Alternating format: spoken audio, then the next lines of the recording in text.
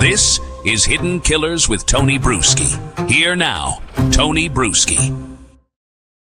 You don't really start this story in a parking lot where a baby vanished. We're talking about Emmanuel Haro, the missing baby as of right now. And the two parents that seem a bit questionable, to put it nicely. So why don't we start with that narrative, the story that she told about that parking lot and the things that have spewed out of the mouth of him? Why don't we start there? Because human beings tend to act in patterns. They tend to have certain rhythms to their actions. And when something like this happens, you got to take a look at the past. Is this a crazy one-off? Is this something where nothing like this could possibly happen to a family involving the welfare of a child? Oh my God. There's nothing. Yeah, I mean, you got to feel bad. But then you start looking at the interview, that short little interview. You start hearing from witnesses, and you start looking at facts. And you find a lot of interesting things. And that's precisely what we just did right here. And we're going to dig into this because you're going to discover a pattern of behavior with at least one of these folks that kind of defies logic as to why this person was even around children to begin with. Going to start years earlier in a small California hospital where another baby was carried in with injuries no infant should ever have to endure. That baby was 10 weeks old, and her father was a man named Jake Haro. Yep, that's him right there. The same man now at the center of the search for his missing 7-month-old son, Emmanuel. Doctors who saw that first child back in 2018, well, they still remember the chart. A fractured skull, bleeding inside the brain, multiple rib fractures in different stages of healing, swelling in the neck, a broken tibia, retinal hemorrhages. No 10-week-old just ends up like that. It was the kind of file that makes child abuse specialists stop in their tracks. Pick up the phone and call the police before even setting the clipboard down. When investigators pressed Jake, he said he dropped his daughter into the divider of a sink during bath time. I'm not even quite sure what the hell that means. But okay, nice excuse. A one-time accident, right? He claimed. Doctors, of course, didn't buy it. Injuries like those come from force, from repetition, from something more sinister than clumsiness. The case went to Riverside County Sexual Assault and Child Abuse Unit, the prosecutors who handle only the worst harm done to children. Both Jake and his then-wife were charged with felony child cruelty under conditions likely to cause great bodily harm or death. Each, of course, tried to blame the other. The evidence remained fixed on one truth. Their daughter had been hurt badly, repeatedly, and while in their care. The case dragged on for years until June of 2023, when Jake finally admitted guilt. He pled guilty to felony willful cruelty to a child. The sentence sounded strict, 6 years in state prison. Yeah. Should be longer, shouldn't it? If you almost kill your child and leave them with injuries that will haunt them for the rest of their life. But the judge, and this is why judges need accountability, the judge suspended it. Instead, Jake walked away with 4 years of felony probation, 180 days in county custody on work release, and a warning that prison would come if he violated the terms. His ex-wife pled guilty to a lesser misdemeanor. So by mid-2023, Jake got his act together and everything was good, right? These people don't change. They're idiots. So by mid-2023, Jake Haro was convicted. It was a convicted child abuser, officially on probation, technically a free man. Well, he didn't stay out of trouble long. In 2024, Riverside County deputies arrested him again, this time on weapons charges. As a felon, he wasn't allowed to have guns or ammunition, but prosecutors said he did. A Palmetto State Armory handgun and a stash of bullets. He was charged with 2 felonies, felony in possession of a firearm and felon in possession of ammunition. He posted a $10,000 bond and walked out once more because, we don't have consequences here. We have rules, and we say, you broke the rules. You almost killed your kid. There's bleeding in their brain. You got weapons now, too. Bad boy.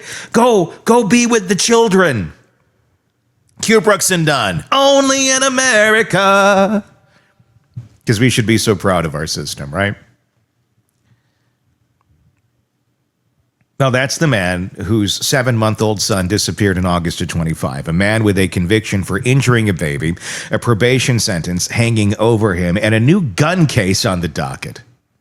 And he's allowed to be around kids because we care about kids in our country, right? We do. Well, until they're born. And then it's like, oh, you were born to a family that barely making it alive, like they can barely take care of themselves. You must have the child, have it, it'll be raised. It's a lovely, lovely, wonderful, have the baby for these. Yeah. Then they're born, and good luck, morons. Good luck not having this child repeat the patterns of yourselves. Then there's Emmanuel's mother, Rebecca. She doesn't have a criminal record of her own that we're aware of, but her family history carries its own darkness. Her brother, James, murdered his girlfriend in Palm Springs in 2017. He staged the scene to look like a suicide, placing her body in a bathtub, hoping detectives would believe she'd taken her own life. Well, they didn't. They saw the inconsistencies, arrested him, and in 2019, a jury convicted him of first-degree murder. So great family life that she's coming from. These are winners. These are folks that really got their stuff together. His sentence, 50 years to life in prison. Rebecca's mother still insists he's innocent because why would he not be? Running a Facebook group in his defense, that loyalty over truth mentality looms large now that Rebecca herself is under scrutiny. Against that backdrop came August 14th of 2025. Rebecca called 911 from the parking lot of a Big Five sporting goods store. She said she was changing Emmanuel's diaper when a stranger walked up, said "Hola," and struck her. She claimed she blacked out, and when she came to, Emmanuel was gone. Sheriff's deputies descended quickly. They swept in, and they swept the lot with K-9 units. They pulled surveillance footage from every angle. They canvassed the area for witnesses. They got nothing. No car seen speeding away. No stranger in the video. No one else who saw the supposed attack. And allegations coming in from folks in that store who say they saw her in there just before the attack. We can't confirm it, but the allegations go like this. She was in there. She already had a black eye, and there was no baby with her. That seems to contradict the story a little bit, doesn't it?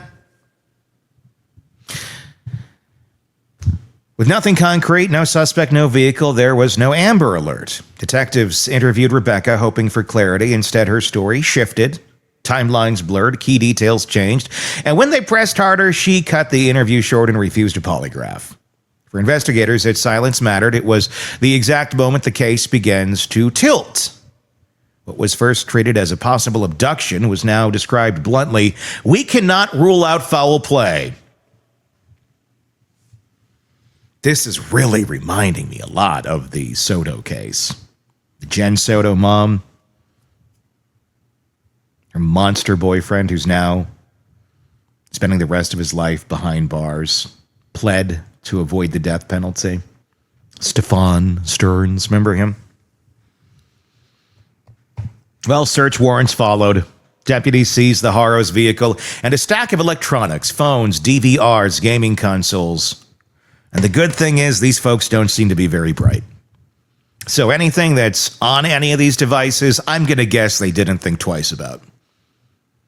And we'll probably find some very interesting information out very, very soon. Child Protective Services stepped in almost immediately and removed the couple's 2-year-old daughter from the home, placing her in protective custody while the investigation continued. Thank God. That's a drastic move. One agencies take only when they believe the risk to the child is imminent. At first, Jake and Rebecca appeared in front of cameras. They cried. Well, they pretended to. There was no tears. Begged, asked for Emmanuel back, but their public campaign fizzled a little quickly because, well, they suck on camera. They just do. Even if your child is truly missing and this is how you're presenting on camera, I'd be really concerned that you give a shit about your child. In reality, if you had nothing to do with this, just you're kind of weird. The way you express yourself is beyond questionable. I'll say that. I have no idea if they had done anything. They're not charged with anything right now. They are presumed innocent. But we can certainly speculate on the way they present. Their public campaign, like I said, it fizzled quickly. A national nonprofit had stepped in to organize volunteers and offer a reward even. And within days, they pulled out. They said they couldn't, in good conscience, keep investing resources when the parents themselves weren't showing up to searches or staying engaged. The foundation even issued a public plea for the Haros to rejoin the search effort, promising to stand with them. And guess what? They didn't. That's a scary thing. That's a very, very scary thing. If you have nothing to hide, your child is missing, and your move is to go radio silent, it's to not help investigators try and find your kid that's missing. You're not out there with a flashlight in the dark. You're not sitting there working phones. You're not doing everything you possibly can to get your kid back. Sorry, it's hard to believe you care about your kid. And it's hard to believe you had nothing to do with the disappearance of that child if these are your actions.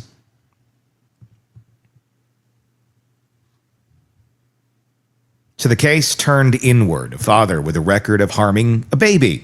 A mother tied to a family story of staged violence. A toddler removed from the home and a missing infant whose last moments on record depend entirely on a story investigators don't believe. The patterns are what detectives keep circling back to. Jake once explained away a fractured skull and broken ribs as a simple slip in the sink. Doctors said no. Now Rebecca explains away a vanished infant as a stranger attack in broad daylight. Detectives say no. Both stories dissolve under scrutiny. Both end with silence where answers should be. The community, once quick to rally, grew uneasy. Neighbors watched deputies load evidence bags into a car and tow their car away. Reporters caught Jake and Rebecca leaving juvenile court after a hearing on their daughter, both stone-faced, both refusing to answer questions. Both who should never be in the custody of children or have custody of children because they have the mentality of children who have custody of children. But we're okay with that here because those genes matter. If that's genetically yours, that's yours. You should, they need you. No, they don't. Because this one's probably dead. And the other one, his original daughter, I don't know if that's even his original, his first one, because the guy just seems to go off and shoot his junk into anybody and just create more kids.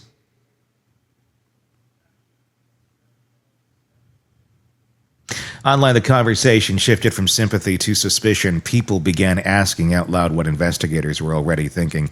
If Jake once hurt his child before, what reason is there to believe he didn't do it again? Even on accident. Even through all of this, Emmanuel remains missing. Just a baby in a black Nike onesie, 21 pounds, 2 feet tall, cross-eyed, last seen with his mother in a parking lot. His face on flyers, his name in press releases, his fate uncertain. And that's the most haunting part. Emmanuel never asked for any of this history. He never knew his father's probation terms or his uncle's prison sentence. He never heard the silence from parents retreating from questions. All he knew was the arms that carried him. Whether those arms betrayed him is the question still hanging in the air. Cases like this remind us that history doesn't vanish when a plea is entered or when a family insists on innocence. History has a way of surfacing when the present cracks. In Jake's 2018 conviction, his 2024 arrest, Rebecca's brother's 2017 murder, each one on its own is disturbing. Together they form a pattern investigators cannot ignore. What breaks cases like this isn't always evidence in a lab. Sometimes it's the breaking of silence. Sometimes deciding the cost of holding it in is higher than the cost of telling the truth. That's what it will take here. Because silence has a price, and right now the one paying it is a 7-month-old boy who deserved far more than to be remembered only as part of a pattern repeating itself. And let's hope to God that I'm wrong. That maybe this time around this actually happened and he's alive and he'll be found alive. And her story is true and everyone else is wrong and crazy. Those people didn't see her in there with no child and the black eye prior to when she supposedly got the black eye. And that somehow this is just one big mix-up, and he didn't do that to his daughter all those years ago. He's just being wrongly prosecuted, and wrongly accused, and wrongly convicted. And it's always somebody else's fault. You watch the video of these two, and they are the textbook definition of it's not me, it's you. It couldn't be. It's somebody else's fault. I'm going to be the victim, but I do a really shitty job at playing one. They are both innocent until proven guilty. And let's hope they are innocent, because what they are portraying now certainly does not look like that of an innocent couple. If you are, I'd suggest talking more. I'd suggest looking for your missing child. Because if you don't, well, I have a feeling authorities may find you, and you may end up in a cage for the rest of your lives. Which may be the best thing for everyone on this earth, including your existing children. Time will tell. Let me know your thoughts in the comment section on YouTube. If you're not there already, search Hidden Killers with Tony Bruschi and press subscribe. And let me know your thoughts. Until next time, we'll keep covering this. I'm Tony Bruschi. We'll talk again real soon. Want more on this case and others? Then press subscribe now and don't miss a moment of true crime coverage from Tony Bruschi and the Hidden Killers podcast.